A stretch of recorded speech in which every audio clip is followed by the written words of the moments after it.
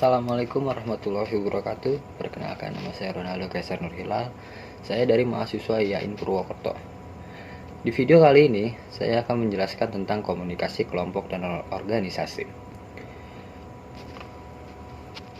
Kelompok organisasi itu adalah sekumpulan individu dengan jumlah anggota yang relatif kecil, sehingga tiap anggota bisa berkomunikasi dengan mudah dan baik, sebagai sumber maupun penerima pesan. Bisa juga sekumpulan orang yang saling bergantung, saling mempengaruhi satu dengan yang lain, saling berbagi maksud atau tujuan, dan bersatu dalam sebuah interaksi berkomunikasi. Komunikasi kelompok. Komunikasi kelompok itu merupakan proses komunikasi antara tiga orang atau lebih yang berlangsung secara tatap muka dalam kelompok tersebut. Anggota saling berinteraksi satu dengan yang lain. Interaksi secara tatap muka antara dua orang atau lebih dengan tujuan yang telah diketahui seperti berbagai informasi, eksistensi, menjaga diri, pemecahan masalah, dan lain-lain, yang mana tiap-tiap anggota saling mengenal karakteristik masing-masing. Mengapa orang bergabung dengan kelompok? Alasannya adalah daya tarik antar anggota kelompok, misalkan kesamaan fisik, sikap, dan sosial. Bisa juga dengan daya tarik kegiatan ataupun tujuan dari kelompok tersebut. Bisa juga dengan daya tarik manfaat menjadi anggota tertentu, misalkan pribadi, sosial, simbolik, pekerjaan, atau keuntungan ekonomi. Contohnya, kelompok pengajian, kelompok pecinta alam, kelompok ilmiah, kelompok pecinta barang antik, dan lain-lain. Karakteristik tuh terbagi menjadi 5. Ada interaksi, norma, peran, hubungan emosional, dan tujuan. Norma mudah diterima apabila anggota kelompok menginginkan keanggotaan yang kontinu. Pentingnya keanggotaan kelompok. Kelompok bersifat kohesif, yakini anggota berhubungan erat, terikat satu dengan yang lain. Saling bergantung dalam memenuhi kebutuhan masing-masing. Pelanggaran norma dihukum dengan sesuatu yang negatif atau dikucilkan. Jenis-jenis kelompok. Jenis kelompok itu ada terbagi menjadi kelompok berorientasi tugas, terbagi menjadi 2. Kelompok duplikasi kegiatan, setiap anggota melakukan pekerjaan yang sama. Terus juga kelompok ban berjalan, setiap anggota bekerja pada bagian yang berbeda. Misalkan ada yang menggali lubang, menanam pohon, menyiram, dan membersihkan. Terus juga ada kelompok berorientasi pribadi dan sosial, yakini kelompok yang bertujuan untuk menciptakan semangat positif antar sesama anggota kelompok. Misalkan kelompok diskusi, kelompok sosial, dan lain-lain. Kelompok bisa muncul secara alami maupun diciptakan. Kelompok alami terbentuk dari kegiatan spontan individu, contohnya kelompok backpacker. Sedangkan kelompok yang diciptakan terbentuk karena tujuan tertentu. Tujuan tersebut dapat bermacam-macam, seperti untuk melayani masyarakat, kepentingan profesional, menyelesaikan program kerja, kampanye politik, dan lain-lain. Pengembangan politik. Oke, next. Jaringan komunikasi kelompok. Jaringan komunikasi kelompok itu ada lingkaran, bintang, jaringan penuh. Jadi, lingkaran tuh setiap anggota hanya dapat berkomunikasi dengan anggota yang berada di samping kiri, kanan, tidak ada pemimpin dalam jaringan ini. Komunikasi bintang, situasi di mana seluruh pesan mengalir pada satu individu.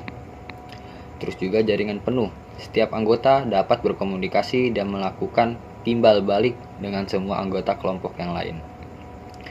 Bagaimana sih dengan komunikasi organisasi? Nih guys, pengertian komunikasi organisasi. Secara sederhana, komunikasi organisasi merupakan pengiriman dan penerimaan pesan di dalam organisasi. Terus juga, komunikasi memungkinkan terjadinya koordinasi kegiatan yang dilakukan oleh sejumlah orang. Ibarat darah dalam tubuh. Aktivitas komunikasi mengantar perintah dari atasan ke bawahan maupun sebaliknya. Fungsi komunikasi dalam organisasi itu ada 4. Informatif, regulatif, persuasif, dan integratif. Fungsi dari informatif itu apa sih? Jadi gini guys, orang-orang dalam tataran manajemen membutuhkan informasi untuk membuat suatu kebijakan organisasi ataupun guna mengatasi konflik yang terjadi di dalam organisasi. Karyawan misalkan membutuhkan informasi tentang jaminan keamanan, jaminan sosial dan kesehatan, izin cuti, dan sebagainya. Fungsi dari regulatif itu ada 2, Fungsi regulatif ini berkaitan dengan peraturan-peraturan yang berlaku dalam suatu organisasi. Pesan-pesan regulatif pada dasarnya berorientasi pada kerja. Artinya, bawahan membutuhkan kepastian peraturan-peraturan tentang pekerjaan yang boleh dan tidak boleh untuk dilaksanakan. Sedangkan fungsi persuasif itu ada dalam mengatur suatu organisasi, kekuasaan, dan kewenangan. Tidak ada selalu membawa hasil sesuai dengan yang diharapkan. Maka banyak pimpinan yang lebih suka untuk mempersuasi bawahannya daripada memberi perintah.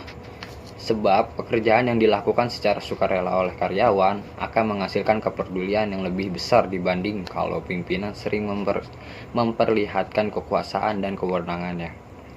Terus juga fungsi dari integratif. Fungsi integratif itu setiap organisasi berusaha untuk menyatukan karyawan agar dalam menjalankan tugasnya berjalan dengan baik. Media integratif tersebut berupa newsletter, buletin, pertandingan olahraga, kegiatan dharma wisata, dan sebagai berikut. Pelaksanaan aktivitas ini akan menumbuhkan keinginan untuk berpartisipasi yang lebih besar dalam diri karyawan terhadap organisasi. Aliran komunikasi organisasi dari bawah, atas, dan lateral horizontal. Contoh instruksi arahan kerja, informasi kebijakan, dan produk kerja. Contoh dari atas tuh feedback, saran, masukan, kuesioner. Dan sedangkan horizontal contohnya tuh antar individu yang setara. Teori organisasi klasik, hubungan antar manusia, kultural. Pendekatan klasik. Pendekatan ini menganggap organisasi harus menggunakan metode-metode ilmiah untuk meningkatkan produktivitas. Manusia dalam organisasi didorong oleh keuntungan materi. Produktivitas berjalan maksimum jika masing-masing anggota mengetahui peran dan tanggung jawabnya masing-masing. Tokoh penting dalam pendekatan ini adalah Frederick W. Taylor. Organisasi juga dipandang seperti mesin. Prinsip efisiensi menjadi hal utama dalam pandangan klasik. Dalam pendekatan ini, komunikasi berperan sebagai pemberi perintah dan menjelaskan prosedur dan operasi. Pendekatan hubungan antara manusia. Pendekatan hubungan antar manusia berkembang sebagai reaksi terhadap perhatian eksklusif faktor fisik dalam mengatur keberhasilan organisasi. Tonggak pendekatan hubungan antar manusia adalah pandangan yang lebih sosial terhadap kehidupan bekerja. Asumsinya adalah kenaikan kepuasan kerja akan mengakibatkan kenaikan produktivitas. Pimpinan menciptakan aturan dan anggota mengikutinya. Pengendalian kepemimpinan dianggap cara terbaik untuk meningkatkan kepuasan dan produksi. Hal utama pendekatan ini adalah pemimpin yang demokratik dan konsep manajemen partisipasif. Komunikasi menjadi alat untuk memfasilitasi interaksi sosial dan partisipasi dalam pengambilan keputusan organisasi. Pendekatan kultural. Pendekatan ini memandang organisasi dan para pekerjanya memiliki seperangkat nilai-nilai dan tujuan yang sama. Organisasi harus melihat jenis kultur dan norma yang ingin dianutnya. Tujuannya adalah untuk memahami bagaimana organisasi berfungsi dan mempengaruhi anggota dalam kultur yang telah dibangun. Komunikasi tidak hanya sebagai pengirim pesan semata, komunikasi terintegrasi dalam organisasi, sehingga ikut membentuk budaya dalam organisasi. Mengelola konflik dalam organisasi. Pengertian konflik. Konflik itu merupakan permasalahan serius yang dapat merugikan kinerja suatu organisasi. Konflik dapat diartikan dengan perbedaan, pertentangan, dan perselisihan. Konflik menjadi bagian dalam dinamika organisasi. Sumber konflik. Ada komunikasi, struktur, dan pribadi. Salah pengertian. Misalkan komunikasi itu salah pengertian, bahasa, informasi tidak lengkap, terus struktur dari kekuasaan dan persaingan. Pribadinya juga perbedaan pendapat dan emosi. Mengelola konflik. Ada persaingan, kolaborasi, akomodasi, dan menghindar. Persaingan, misalkan menang atau kalah. Pendekatan ini memastikan bahwa ada pihak yang memenangkan konflik dan pihak lain kalah. Biasanya menggunakan kekuasaan atau pengaruh untuk mencapai kemenangan. Terus gaya penyelesaian konflik seperti ini sangat tidak mengenakan bagi pihak yang merasa terpaksa harus berbeda dalam posisi kalah, sehingga hanya digunakan dalam keadaan terpaksa dan membutuhkan penyelesaian yang cepat dan tegas. Kolaborasi, menang dan menang. Pendekatan ini mengatasi konflik dengan menciptakan penyelesaian melalui konsensus atau kesepakatan bersama yang mengikat semua pihak yang bertikai. Proses ini biasanya yang paling lama memakan waktu karena harus dapat mengakomodasi kedua kepentingan yang biasanya berada di kedua ujung ekstrim satu sama lainnya.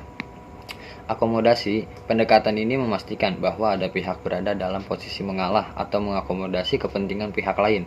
Gaya ini juga merupakan upaya untuk mengurangi tingkat ketegangan akibat dari konflik tersebut untuk menciptakan perdamaian yang kita inginkan. Menghindar. Pendekatan ini mengatasi konflik dengan menghindari konflik dan mengabaikan masalah yang timbul. Bisa berarti bahwa kedua belah pihak tidak sepakat untuk menyelesaikan konflik. Cara ini sebenarnya hanya bias dilakukan untuk potensi konflik yang ringan dan tidak terlalu penting. Oke guys, terima kasih. Penjelasan saat ini akan saya tutup dengan wassalamualaikum warahmatullahi wabarakatuh.